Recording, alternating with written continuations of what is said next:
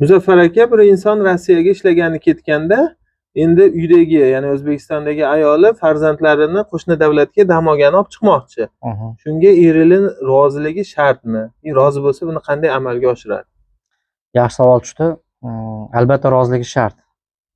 Chunki agar xo'jayinning roziligisiz chet elga olib chiqib ketish taqiqlanadi, mumkin emas. Qonun bilan taqiqlangan. Endi qanday qilib amalga oshiriladi degan ikkinchi savolingizga, xo'jayini o'sha yerda eri masalan Rossiyani oladigan bo'lsa, Rossiyada turib, birorta notariusga kirib turib, o'sha farzandlarini chet elga olib chiqishiga rozilik xati bo'ladi. O'zini shabloni bo'ladi, namunasi bo'ladi. O'shani tayyorlatib, o'sha yerdan asl nusxasini berib yuborish kerak bo'ladi. Birorta tanishdan, aeroportdan, samolyotdan bo'ladimi, boshqa nimadan bo'ladimi, asl nusxasini yuborib yuborsa, o'sha rozilik xatiga asosan keyin nima beriladi?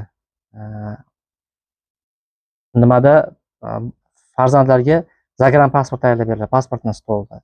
Rozilik bo'lmaydigan bo'lsa, zagranipasport ham tayyorlab berilmaydi. O'sha zagranipasport olib turib, keyin bemalol o'sha o'zini belgilangan, masalan 3 yilgamikin beriladi.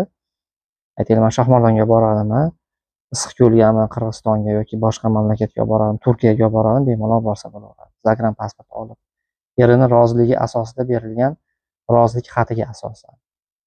Shunday fuqarolar bo'lsa, sizga murojaat qilsa yordam berasiz, xorijdagi. Yordam beramiz, amaliy yordam beramiz. Rahmat. Salomat.